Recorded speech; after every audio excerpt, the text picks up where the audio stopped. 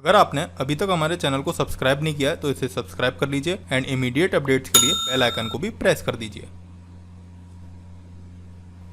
Hello and welcome to my Python tutorial. इस tutorial में हम कंपैरिजन ऑपरेटर्स के बारे में पढ़ेंगे। Comparison operators are used to compare values. Comparison operators को हम वैल्यूज को कंपेयर करने के लिए यूज करते हैं। इट रिटर्न्स आइदर ट्रू और false according to the condition. जो रिटर्न टाइप है कंपैरिजन ऑपरेटर्स का वो है बूलियन वैल्यू, मतलब ये या तो ट्रू वैल्यू रिटर्न करते हैं या फिर फॉल्स वैल्यू रिटर्न करते हैं आफ्टर कंप्लीटिंग देयर ऑपरेशंस। यहाँ पर हमारे पास कुछ अलग अलग तरीके के कंपैरिजन ऑपरेटर्स हैं। Greater than, less than, equal to, not equals to, greater than और इक्वल टू, लेस देन और इक्वल टू। ये सारे ऑपरेटर्स अलग अलग तरीके से वैल्यूज़ को कंपेयर करने के लिए यूज़ में आते हैं। तो अब हम इन सारे ऑपरेटर्स के बारे में वन बाय वन प्रोग्रामिंग के थ्रू पढ़ेंगे।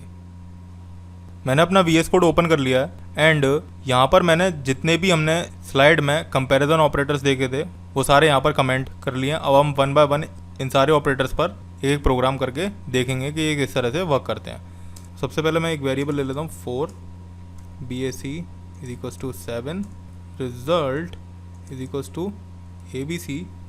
सबसे पहले हम ग्रेटर देन का देखते हैं। ABC is greater than BAC। अब हम प्रिंट कराते हैं रिजल्ट को एंड ऑल्सो प्रिंट कराते हैं कि जो रिजल्ट के थ्रू वैल्यू आ रही है उसका टाइप क्या है।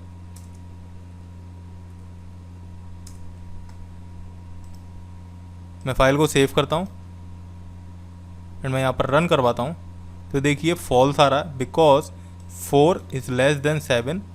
तो कंडीशन क्या हो गई, फॉल्स हो गई। एंड हमारे पास ये जो रिजल्ट में वैल्यू आई है वो क्या है, एक बूलियन वैल्यू है। जैसा कि हमने अपनी स्लाइड में पढ़ा था कि कंपैरिजन ऑपरेटर्स हमें एक बूलियन वैल्यू रिटर्न करते हैं, तो यहाँ पर हमारे पास एक बूलियन वैल्यू रिटर्न होकर के आ रही है। अब हम लेस देन ऑपरेटर के बारे में पढ़ते हैं। लेस देन ऑपरेटर ये चेक करता है कि हमने जो लेफ्ट साइड में ऑपरेंड लिखा है उसकी वैल्यू राइट साइड के ऑपरेंड से कम है कि नहीं।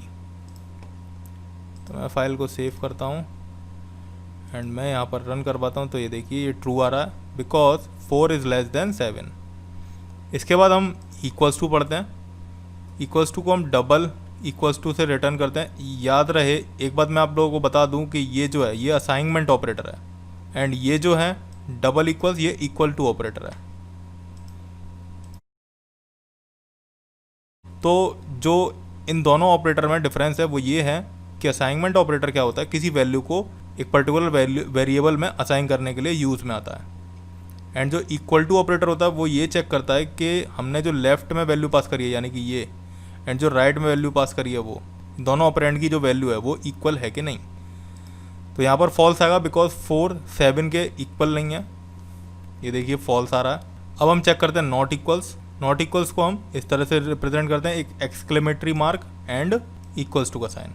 ये चेक करता है कि अगर ABC BAC के नॉट इक्वल्स है तो हमें रिटर्न क्या कर देगा, ट्रू। तो ऐसा ही है यहाँ पर 4 इज़ नॉट इक्वल्स टू 7 तो हमारे पास क्या रिटर्न होकर के आएगा, ट्रू। तो देखिए हमारे पास ट्रू रिटर्न होकर के आ रहा है। अब हमारे पास होता है ग्रेटर देन और इक्वल टू। ग्रेटर देन और इक्वल टू मतलब ये वाला जो ऑपरेटर है वो ये चेक करेगा कि ABC जो है वो BAC से बड़ा है या उसके बराबर है। अगर इन दोनों कंडीशन हुई यानी कि ABC जो है वो BAC से बड़ा भी हुआ या फिर उसके बराबर भी हुआ तो रिजल्ट क्या आ जाएगा, ट्रू। बट ऐसा नहीं है इसलिए रिजल्ट क्या आएगा, false. Because 4 is neither greater than और नॉर इक्वल्स टू BAC। एक और है हमारा operator less than equal to. Less than equal to greater than equal to का जस्ट अपोजिट है। ये ऑपरेटर ये चेक करता है कि हमारी जो लेफ्ट ऑपरेंड की वैल्यू है वो राइट ऑपरेंड से लेसर है या फिर इक्वल्स है कि नहीं। तो इस केस में ऐसा नहीं है। देखिए एक्चुअली 4 इज़ लेस देन 7 तो यहाँ पर हमारे पास ट्रू आ रहा है रिटर्न होकर के, बट वो 4 इक्वल्स नहीं है ABC के। मैं यहाँ पर 7 भी पास कर दूंगा ना तो अभी हमारे पास ट्रू आएगा। ये देखिए और वही मैं केस करता हूँ इसमें।